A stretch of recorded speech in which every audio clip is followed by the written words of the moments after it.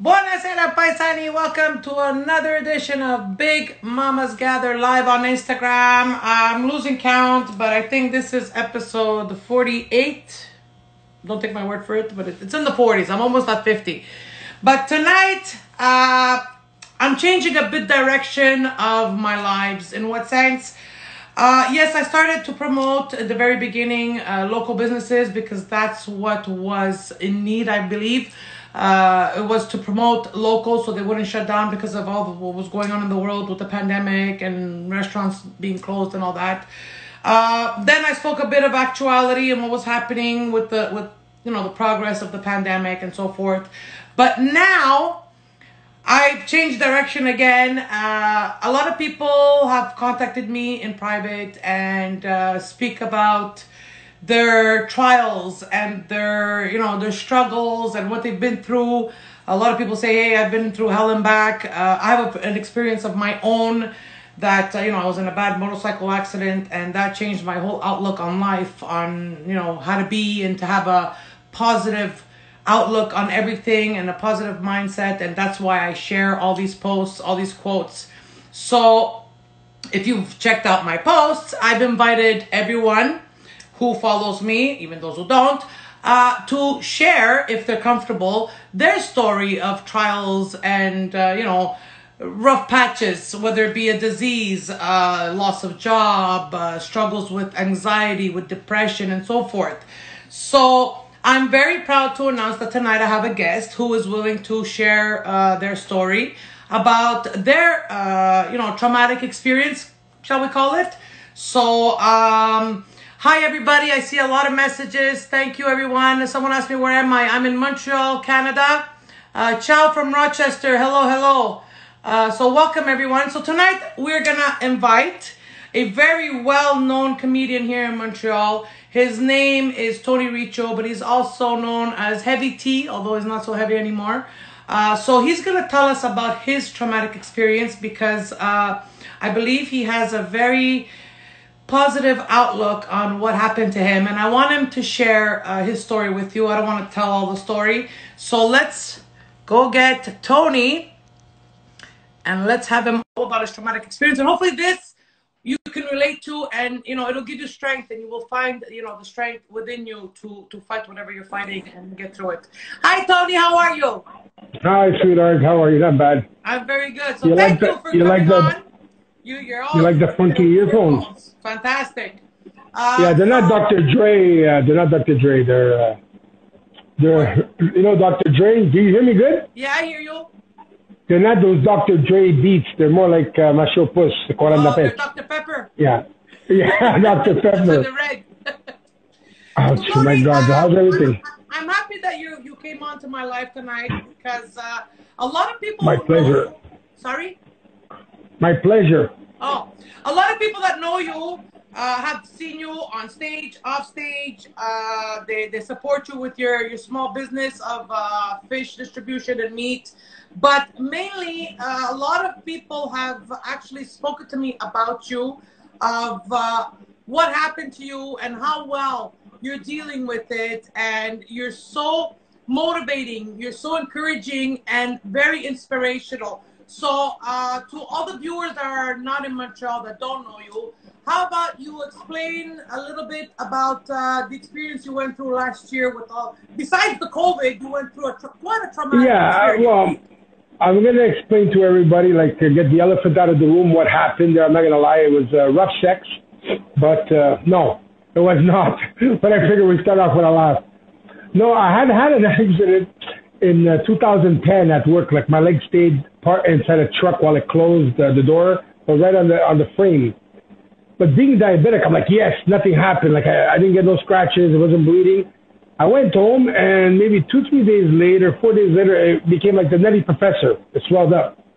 So I went to Santa Cabrini and the doctor's like, just take Celebrex. You're a big guy. Don't worry. So I was taking it. I went home. 7 days later, he goes, come back. It didn't work. He goes, okay, do it for 10 more days. You're big. So when I went home, I said, nobody asked me to do an x-ray. Being a diabetic, that's the first thing they should have done. So he did an X-ray, and it took almost, no joke, in 2010, 2 months before I got the results. But I continued working on it because he didn't give me a paper to stay home delivering car parts. When he saw it, he called me, goes, okay, it's a severe sprain, stay off your legs, stop working. Maybe a week later, I get an infection with the fan in my room, so I go see the doctor, and she looked like Shania Twain. So I'm like, here, I showed her my phone. I said, can you see my foot? She goes, that's not a picture of your foot. No. So she saw the picture of my foot, and she goes, take off right away your pants. I did a Doppler. And she goes, who told you it's a severe sprain? You have a fractured foot in 5 places. Oh. So because I walked on it, I crushed all the bones, but I had neuropathy, so I didn't feel any pain. So when they put the cast for 170 days, it formed back not normal. Underneath there was a bone sticking out. Yeah, with a cast on the sofa. So everybody's foot like this. My foot was like this, and under here there was a bone this much from the floor. Oh, wow. And on the side there was another bone. Like if I do a free kick like Italy, I have the spin with that bone. It's illegal. So what happened is, because I had neuropathy, I walked the last 10 years, 8 years with a boot. I had that Frankenstein boot. It would heal, take it out. But since the bone is this much from the floor, every time I walk, if I walk 2 days in a row, or go for a walk with my girlfriend, it started to get blue, black, open up, blood all over the floor, infection. And Aquacell is not cheap. $180 for 5 sheets not covered, and you have to use one every time you change it. You can't cut it off because it loses its end, let's say, potency. Okay. So I miss Bon Jovi, I miss Samantha Fox when she came. I miss those breasts, whatever. I mean, I miss the music. I miss everything. Just to say, now I ended up I went to do a pedicure. I was going often, like every 2 weeks, because walking on it with the bone, you have to clean it every 2 weeks. So I went somewhere, I don't have to mention the name because it turned out bad after so many years going there. I had an infection. He goes, don't worry about it. It's not really an infection. Let me know. So I texted the next day. I go, listen, here's a picture. He goes, okay, come back. So I went back, and they cleaned even deeper to the bone almost. And then I said, you sure? He goes, yeah, it should be okay. Pilots and doctors, when they say it should be okay, change doctor and pilot. So I said, okay. Next day was blue. He goes, okay, sorry, go to emergency. I got to emergency with the paper saying I have to pass right away at Santa Cabrini. The lady goes, listen, but there was nobody. I said, okay, je vais. I said, do you want to see my foot? She goes, I know what a foot looks like. 8 or 10 hours later, they passed me. At this point, my foot is huge. It's so infected. I got there. The doctor went, okay, I'll be back. They kept me there 51 days, and I'd spent 6 days in the mental institute of Santa Cabrini. There's a floor. No, it's true. Yes, I remember. There is a floor. Poor lady running around naked, talking in her shoe. Then they gave me pills. I go, that's not mine. They gave me cancer pills by accident. And, it's nice that Saputo puts money on one side of the hospital. The other side is abandoned. Because it's all Alzheimer and dementia. So when you bring your family there, you should really watch out. They gave food like a soggy bread. I'm like, listen, I'm okay over here. They moved me into another room after because I was this close to losing it. You become, no offense, but you become like your surroundings when it's 24 hours. I would wake up with a man in my bed. Wow. I would wake up. There's one guy in my bed, one guy looking out the window and fighting me. Wants to fight. I'm missing a leg. He wants to fight because I have his bed. I'm like, no. Wow. Yeah, it was horrible what I saw, and it made me appreciate life a lot more, and my bed. And no, it made you appreciate. There's always someone who's missing both legs. I remember before I used to look and tell my girlfriend, man, I want these running shoes, but because of my bump, I can't wear any. And she used to say, babe, what about the people that don't have any feet to buy running shoes? I'm like, oh man, okay, whatever, go back in the kitchen. But she's right, Yeah. We don't like to hear the honesty. Yeah. So I don't judge. It's not fair to judge. And it's funny, when I used to drive, I used to, get out of the way to those people on medical scooters in my head. Now I'm that person getting honked or whatever. Like the other day I got pulled off because I was on a bike path. Explain to the people why. What happened to your foot? Oh, it's because the infection. I had 5 infections in the bones. You have 33 bones in your feet. They had told me, listen, even if we debride them, scrape the infection off. I did 53 days of intravenous antibiotics at every 6 hours. They were hammering me, but my kidneys are taking a beating.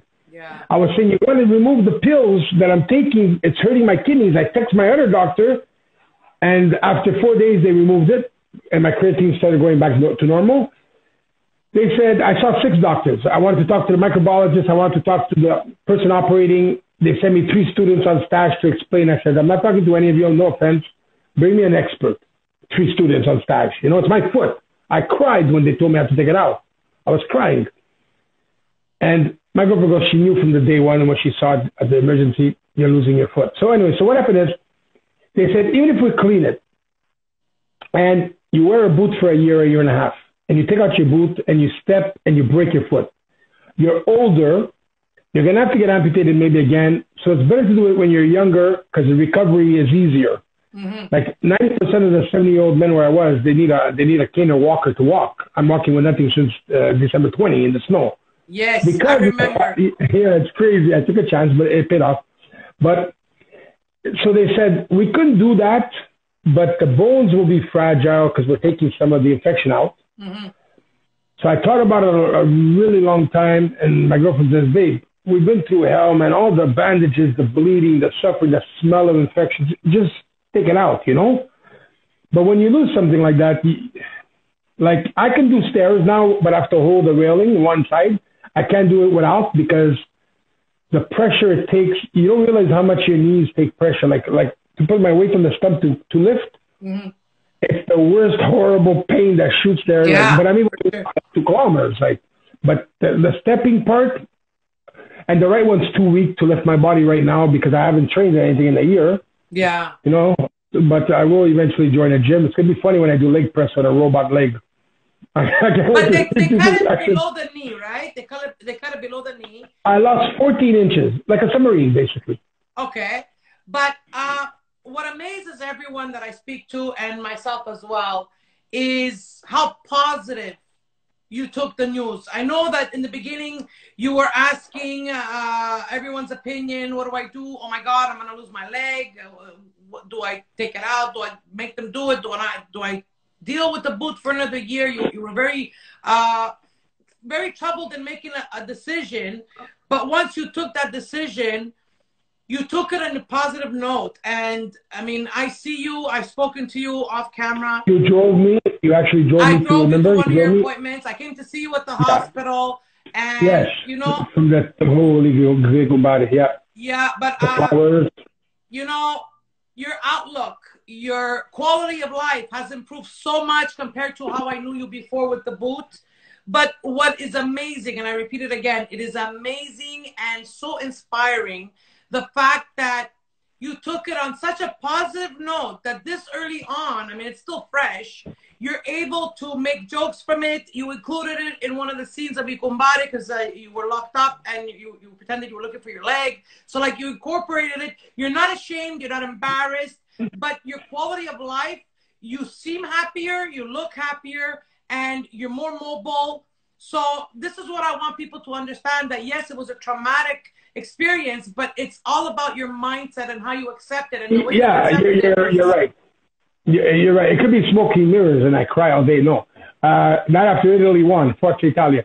The thing is this, that nobody knows this. I think my girlfriend knows. The day I got operated, I did it awake. I didn't ask for anesthesia or whatever. Yes, anesthesia, yes. I took the 3 needles in the back, whatever. Yes, you took local instead of general, yes.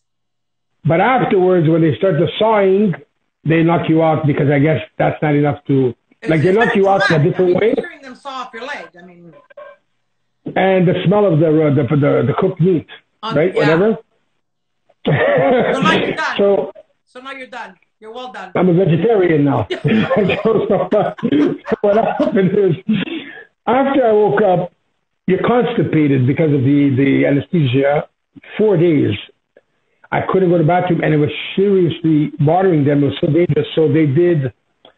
they showed me a little thing like this, and then they put a jar in my bum. That was when I realized I know how to sing opera, because the pain...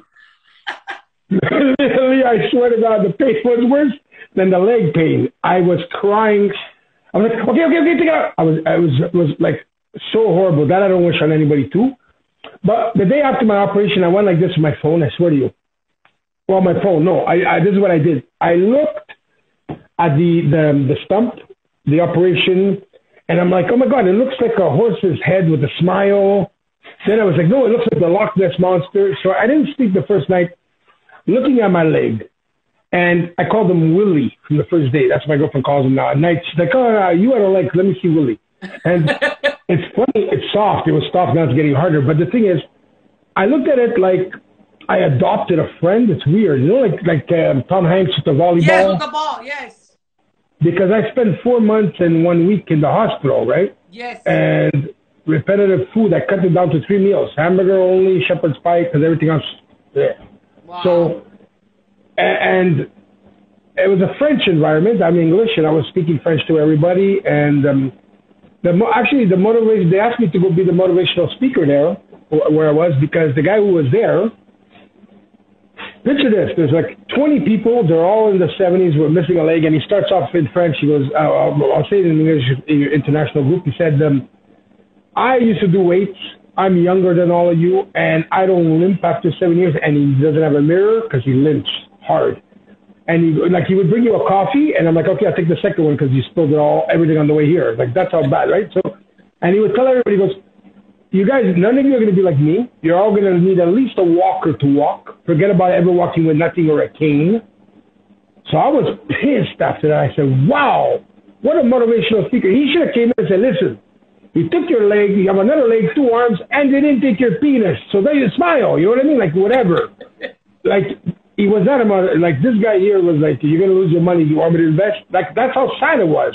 Yeah. It motivated me to say, I want to go back after this COVID and go there, walk in and make, hey, aren't you that guy? Yeah, I'm that guy. And then go to the physio place, walk in and tell those people that are struggling, look, I was like you. I held myself up 20 seconds slowly. Nothing is impossible. I couldn't fly within a week anywhere in the world. Like, nothing's impossible. I don't have the money. I'll borrow the money. So nothing really is impossible if you want. Oh. God bless you for having that mindset, because not a lot of people would think that way. A lot of people get discouraged, stay home, isolate themselves and cry over their loss. But you could. That's an option too. You won't have a good quality of life, and I mean, you lose yourself in that. But you did the total opposite, Tony. And I mean, God bless you, and God bless your girlfriend for always being there with you by your side. She's a rock. She's a rock. She really is. She's a wonderful woman, and you're lucky to be with her. And you can tell that she really loves you, because a lot of people would get scared and walk away. But you know how many people I know get dumped for less? Absolutely. But God bless you. So, and I just want to thank you so much for sharing your story, and hopefully this will help somebody out there. Anybody feeling down for any reasons, if you're thinking about these crazy thoughts with your life, and you can find me on Facebook, Tony Riccio. Inbox me. I've had many. Let me tell you, I've had, I would say, maybe 70 in all. People have written to me and saying, oh my God, I don't know how you do it. Like, you made me realize my life is better. And that's those that you haven't heard talk to me, or that you don't know that talk to me, because anyone that I know that knows you, they're like, oh my God, that guy is so amazing. He's really taking it on such a positive note, and he's doing so well. He's walking like he still has his leg, but better. So, I mean, God bless you. I'm really very happy for you. And keep it up. Keep the progress. And soon enough, you'll be jogging. I am looking into that. I tried the other day. I tried 2 steps. I tried, the leg just goes on its own. But I guess it's the type of leg you need. Like, yeah, you need the one with the curve on ones, it. Yeah. There's legs that go up to $150,000 that have a remote control knee. Yeah, like... But you're truly... No, by the way, I'm not known as Heavy T no more, by the way. I changed my stage name if ever I go back. What is it? Robocomic. And that's it. Can't wait to see you on stage, Lee, soon. Yeah, absolutely. I can't wait to work with you. I can't wait to be on stage again with you, Tony. Anytime for you. I mean, I always... Thank you, everybody. I'm always proud to say that you're the one who gave me the opportunity, opened me a lot of doors, and I thank you for that. That's the beginning, my friend. That's me. I hear a road trip coming up. Fantastic. All of Ontario. Thank you so much, Tony. Thank you for coming on. Thank you, and bye, everybody. Thanks. Bye-bye. Ciao, ciao, ciao. So there you go. know, guys, this is one of many stories of when you have a positive mindset that you can reach any goal. You can reach the impossible because you make it possible. And impossible, if you break it down, it's I'm possible. So Tony is a perfect example. I mean, he went through a lot of struggles before and after his amputation. And even after his amputation, he did not sit in a corner and feel sorry for himself. Actually, the total opposite. He is inspiring. He is motivating. He is such an example of strength, inner strength that just shines through him. He's walking with no cane. He's walking with no help. He's integrated it as part of his body. He's come to terms with it, but he took it in a positive way. This is why I post a lot of posts about positivity, having a positive mindset, thinking positive rather than negative, seeing the glass half full rather than half empty. I too have my own traumatic experience. Most of you know, back in 2014, I had a motorcycle accident that was life-threatening. I was in a coma for 6 days. Then I got a blood clot. I was in casts for almost 4 months. And yes, I hit rock bottom.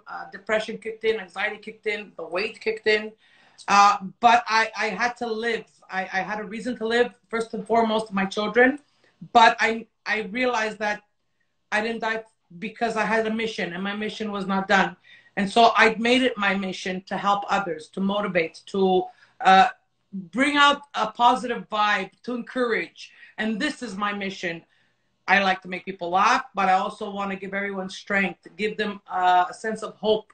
This is why I created also Big Mamas Gather, searching for hope, because everyone needs to have hope.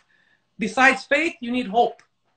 So gather is for me to gather anyone and everyone who's willing to listen to my motivation, to my positivity, to search and find the hope that they need to carry on and to move forward and to get through whatever hurdle they're fighting. So this is the whole purpose of my lives. So I just want to thank you all for being part of my live audience, as always.